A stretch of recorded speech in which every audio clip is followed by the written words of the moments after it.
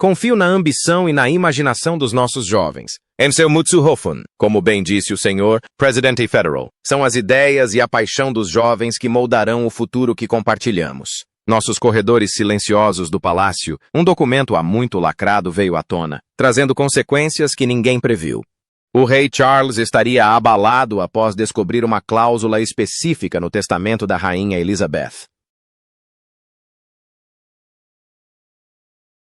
Uma cláusula que coloca o príncipe Harry no centro de uma nova tempestade na família real. Redigida com cuidado, mas profundamente simbólica, essa disposição desafia pressupostos sobre lealdade, legado e herança. O que a falecida rainha escolheu formalizar pode alterar para sempre a dinâmica familiar e reabrir feridas que se acreditava estarem cicatrizadas.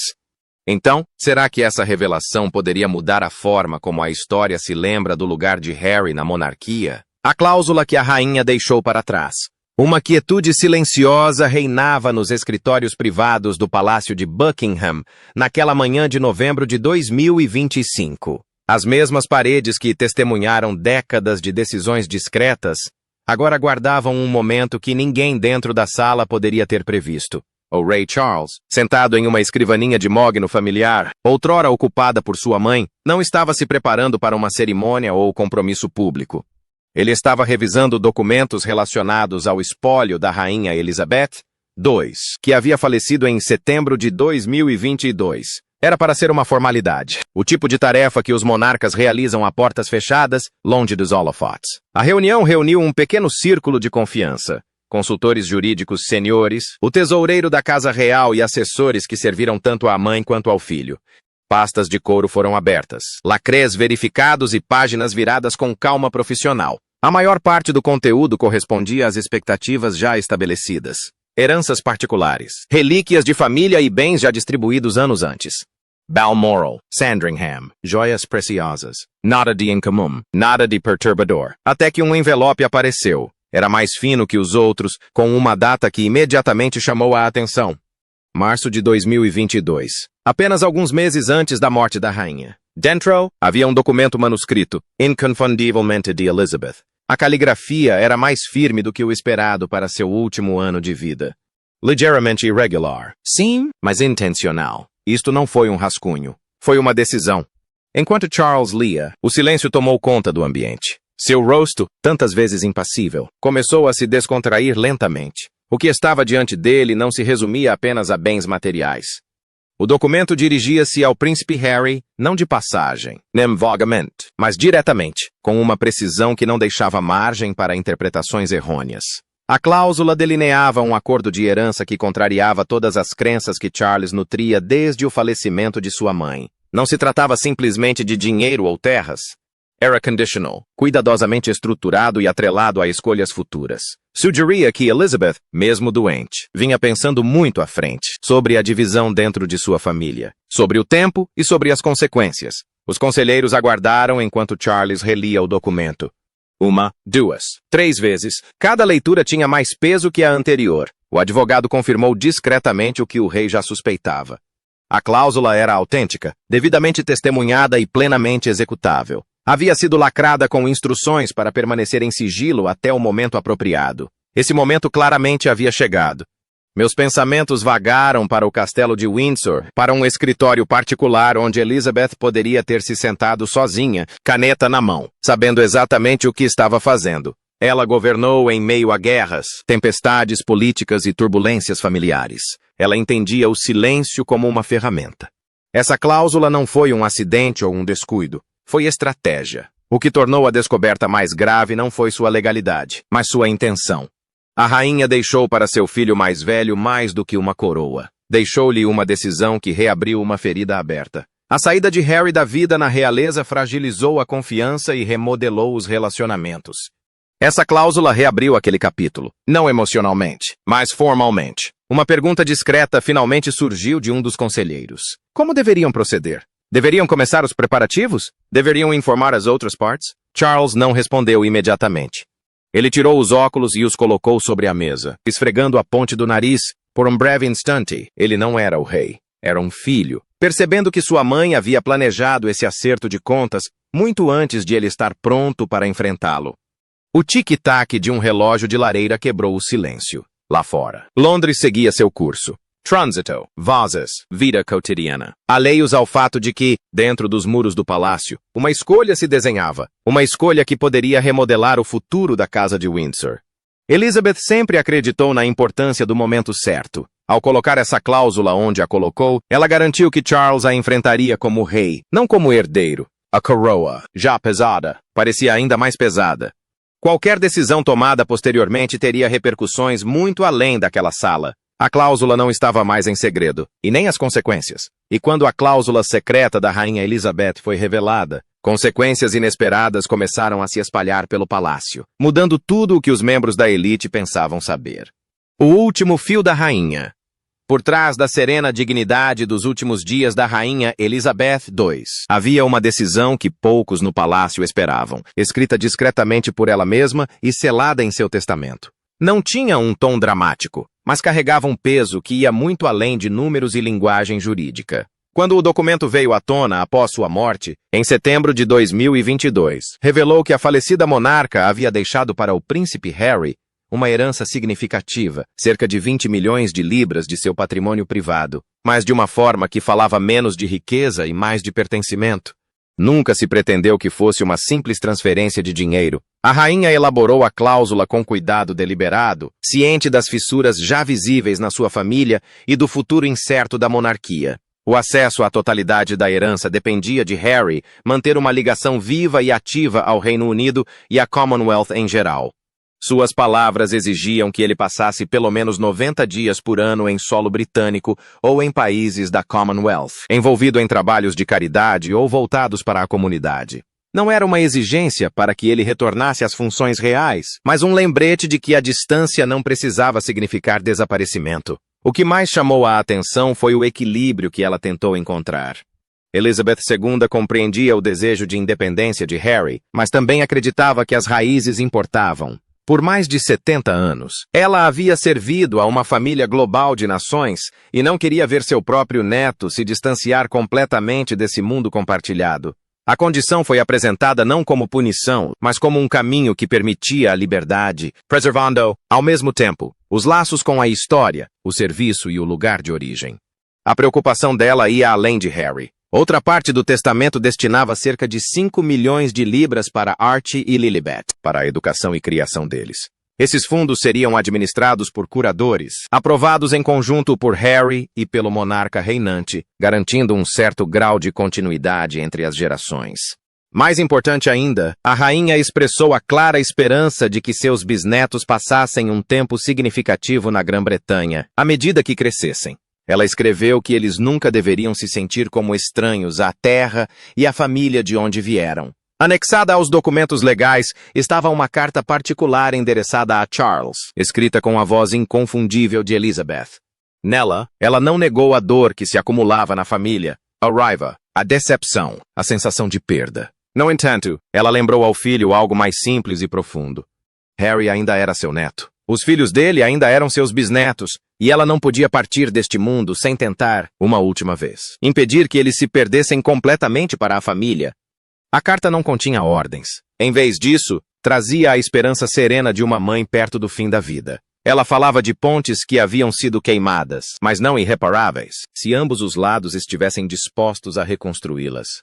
A cláusula de herança, explicou ela, foi sua contribuição para esse esforço. O que Charles e Harry decidissem fazer com ela seria decisão deles, mas ela queria que eles tivessem os meios, práticos e emocionais, para tentar. Consultores jurídicos da realeza confirmaram posteriormente que a cláusula era inviolável.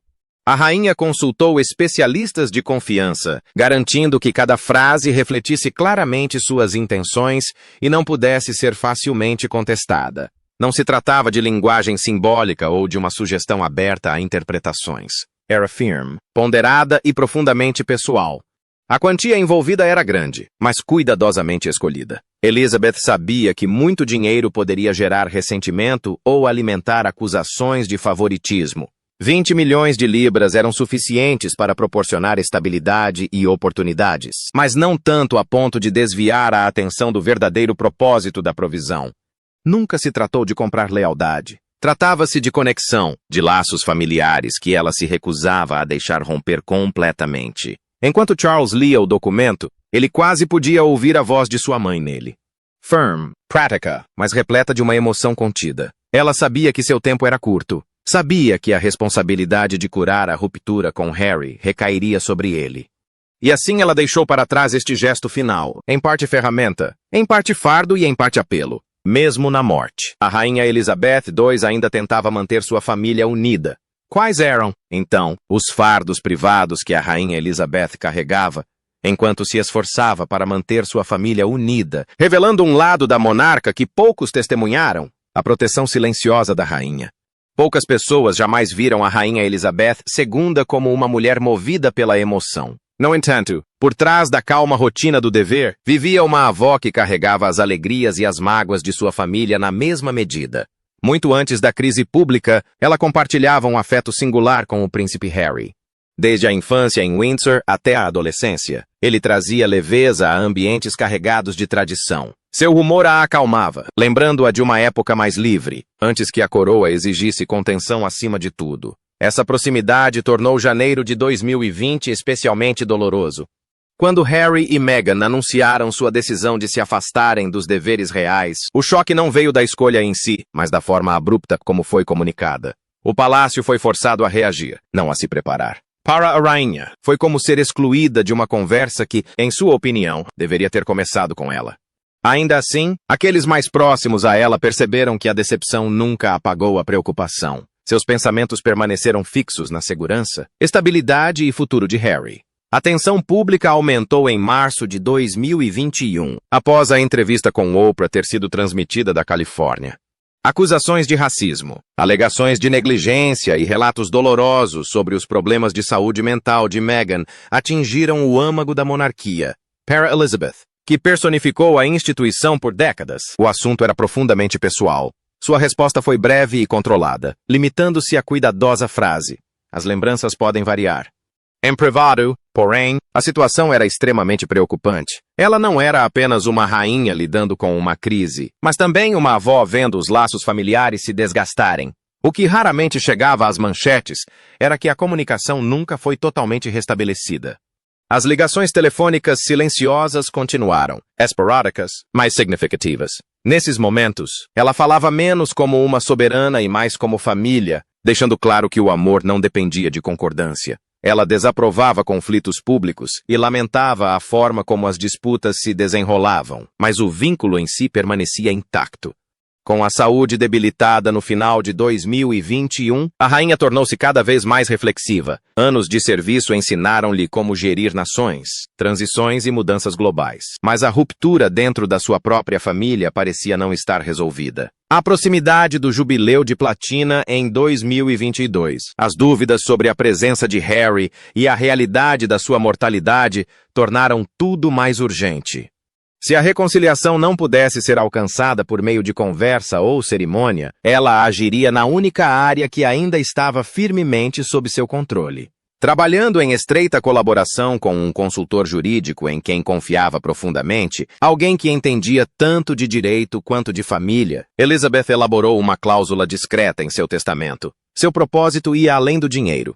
A segurança financeira de Harry era importante, mas não era o ponto central da decisão. Ela queria que os filhos dele mantivessem uma ligação viva com a Grã-Bretanha, com a história e com a família em que nasceram. Mais importante ainda, ela elaborou a cláusula de forma a exigir a cooperação entre Harry e Charles.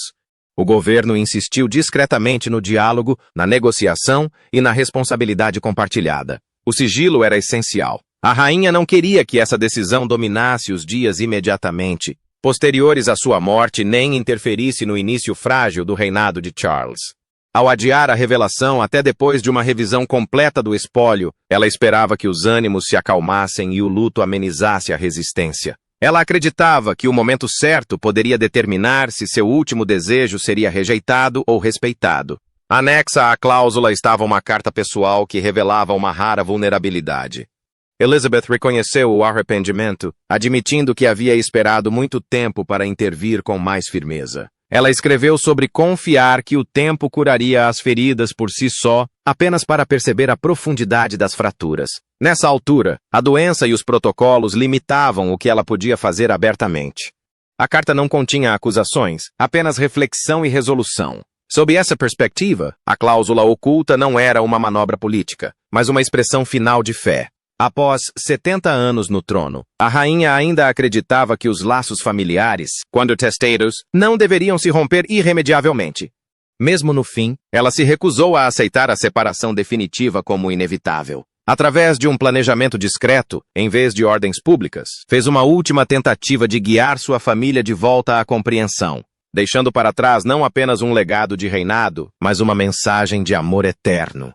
Mas quando o rei Charles se deparou com aquela única página, que decisão inesperada ameaçou remodelar seu legado e testar os limites do amor eterno, a cláusula que mudaria tudo?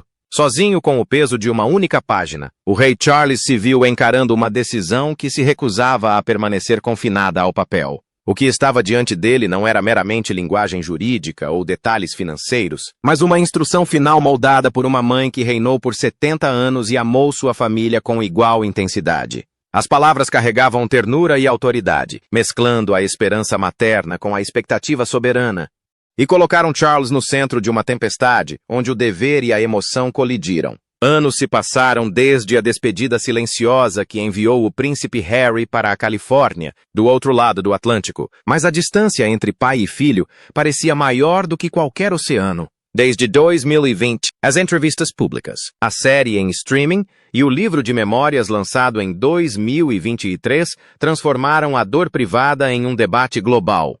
Charles suportou críticas a vida toda, treinado pela tradição para absorver o escrutínio sem pestanejar. Mesmo assim, ouvir o próprio filho descrevê-lo como distante e imperfeito o atingiu em cheio. O amor não havia desaparecido, mas agora convivia com a decepção, a raiva e uma sensação de traição que nunca se dissipava completamente. A cláusula descoberta após a morte da rainha Elizabeth II, em setembro de 2022, traz à tona todas aquelas emoções não resolvidas. Ela oferecia a Harry uma herança substancial, mas com expectativas atreladas. Tempo no Reino Unido, contato renovado com a família e a esperança silenciosa de que a próxima geração não crescesse completamente distante de suas raízes. Para Charles, aquilo pareceu a última tentativa de sua mãe de guiá-lo, não como monarca, mas como um pai ainda lutando para se conectar com o filho. Antes de qualquer caminho ser escolhido, uma voz precisava ser ouvida. Um encontro particular foi marcado com o príncipe William em Clarence House, longe de assessores e câmeras. William chegou já na defensiva, pressentindo a gravidade do momento. Enquanto Charles explicava a cláusula, a tensão no ar aumentou. William ouviu atentamente, com a expressão endurecendo, e quando o pai terminou, a resposta foi rápida e direta. Para ele, aquilo era interferência do além. As circunstâncias pareciam menos gentileza e mais pressão, reabrindo feridas que não cicatrizavam desde que as acusações de Harry estamparam as manchetes e invadiram as salas de estar. A lealdade de William à instituição permanecia inabalável. Ele não via as ações de Harry apenas como rebeldia pessoal, mas como danos infligidos à monarquia e, mais dolorosamente, a Catarina e aos filhos. A reconciliação, por obrigação, lhe parecia errada. Ele deixou sua posição clara. Ele não se oporia à decisão do pai, mas também não participaria de uma reaproximação. Se necessário, demonstraria cortesia. Confiança. Não. Essa conversa terminou sem uma resolução, deixando Charles em um impasse entre duas gerações. Para além dos muros da família, as implicações se estendiam ainda mais. A opinião pública permanecia dividida. Para alguns, Harry era um homem que escolheu o bem-estar em detrimento da tradição, escapando de um sistema rígido. Para outros, ele era um príncipe que criticava sua família enquanto se beneficiava do próprio título que questionava. A notícia de uma herança atrelada à reconciliação poderia ser vista como compaixão ou como fraqueza. Os conselheiros não ofereceram uma resposta única. Aqueles que serviram a falecida rainha insistiram no respeito aos seus desejos, lembrando a Charles que a continuidade e a união familiar sempre foram fundamentais para o seu reinado. Vozes mais jovens alertaram para a imagem que isso poderia projetar, para o precedente, para um rei que pareceria guiado por um documento em vez da autoridade. Cada argumento tinha seu peso, mas nenhum aliviava o fardo. Até altas horas da noite, Charles permaneceu sentado em seu escritório, pensando não nas reações da imprensa ou em estratégias, mas em uma mulher que fora mãe e monarca. Ela o corrigira, o desafiara e o amparara por décadas. Essa cláusula soou como seu conselho final, oferecido em voz baixa, pedindo-lhe que escolhesse a coragem em vez da cautela. O pajem não lhe dizia que tipo de rei deveria ser, nem que tipo de pai a história lembraria. Apenas o lembrava de que a liderança às vezes exige riscos e que o perdão, uma vez concedido, não garante a paz. A descoberta não resolveu nada. Simplesmente garantiu que a escolha que se avizinhava definiria muito mais do que uma herança, moldaria a essência de um reinado. Será que essa vida na Califórnia guardava segredos capazes de redefinir mais do que as manchetes, talvez até mesmo o próprio legado de um reinado real? A ponte silenciosa da rainha sobre a divisão. Longe dos corredores do palácio e das manchetes britânicas, a vida na Califórnia seguia um ritmo constante, moldado por câmaras, contratos e uma privacidade cuidadosamente preservada. Os dias eram repletos de reuniões de produção, discursos e prazos, diferentes dos deveres reais, mas igualmente exigentes. A atenção do público nunca desaparecia por completo. Apenas mudou de forma. Enquanto o mundo presumia riqueza ilimitada, a realidade era mais contida. Grandes acordos com a mídia trouxeram segurança, mas não o tipo de segurança que permitisse a ociosidade. O trabalho era necessário, não opcional, e cada decisão tinha peso. O que permanecia praticamente invisível era a distância, emocional e física, entre um filho e seu pai. As conversas eram raras e breves, muitas vezes reduzidas a atualizações necessárias sobre os filhos ou obrigações familiares formais. Até mesmo momentos que deveriam tê-los aproximado, como uma doença grave no início de 2024, transcorreram com cortesia em vez de afeto. O silêncio instalou-se onde antes havia confiança, tornando-se cada vez mais pesado com o tempo. Sem que essa vida do outro lado do Atlântico soubesse, uma descoberta se desenrolava na Grã-Bretanha. No testamento da falecida rainha, havia uma disposição cuidadosamente elaborada que ia além do dinheiro e contemplava algo muito mais delicado: a conexão. Essa disposição continha condições que não seriam facilmente aceitas por uma vida reconstruída a milhares de quilômetros de distância. O tempo gasto regularmente no Reino Unido ou em países da Commonwealth, as expectativas em relação à manutenção dos laços das crianças com sua herança cultural e os mecanismos de supervisão aprovados pelo monarca reinante faziam parte do plano. Não se tratavam de simples pedidos, eram convites envoltos em obrigação. Para uma família que havia partido em busca de segurança e paz, a ideia de retornos frequentes despertava antigos temores. A imprensa britânica, outrora implacável, ainda pairava viva na memória. Experiências passadas de hostilidade e preconceito haviam deixado cicatrizes, tornando a ideia de exposição regular profundamente perturbadora. Qualquer acordo exigiria conversas difíceis em casa, especialmente com uma parceira cuja determinação em proteger os filhos e a si mesma havia moldado a vida delas nos Estados Unidos. O equilíbrio entre casamento, saúde mental e legado era frágil. Os filhos eram o centro de tudo. Criados em silêncio, em grande parte protegidos do escrutínio público, seu mundo fora intencionalmente pequeno e realista. Introduzir laços estruturados com uma herança distante levantava questões sem respostas fáceis. Quem definiria a natureza desses laços? Como seriam mantidos? E o que as crianças sentiriam um dia sobre as escolhas feitas em seu nome? Mas havia outro lado dessa mesma questão. Será que cortar um ramo inteiro da história da família poderia um dia ser motivo de arrependimento? Em meio à linguagem jurídica, havia algo inegavelmente pessoal. A rainha sempre fora uma presença constante, oferecendo afeto incondicionalmente, mesmo quando outros se afastavam. Seus últimos meses não apagaram esse laço. Em vez disso, pareciam fortalecer sua determinação de deixar uma porta aberta, uma passagem tranquila que pudesse permitir que a reconciliação crescesse com o tempo. A providência não exigia perdão ou submissão. Oferecia estrutura, paciência e a possibilidade de um retorno em termos mais amenos. Essa constatação teve um forte impacto emocional. Ela desafiou defesas antigas, construídas ao longo de anos de conflitos, entrevistas e julgamentos públicos. A ideia de que alguém havia pensado no futuro com cuidado, nos netos que cresceriam do outro lado do oceano, nos laços familiares que sobreviveriam a desavenças pessoais, era difícil de ignorar. A gratidão entrou em conflito com a suspeita. A esperança se misturou com a raiva. O amor ressurgiu junto com a culpa. Qualquer que fosse a decisão a tomar, uma verdade era inegável. Isto era mais do que uma herança. Era uma mensagem. Questionava-se se a distância implicava sempre separação, se os filhos podiam herdar mais do que títulos ou riquezas, e se as pontes, uma vez destruídas, podiam ainda ser reconstruídas. A resposta não viria facilmente, mas a própria pergunta garantia que nada voltaria a ser como antes.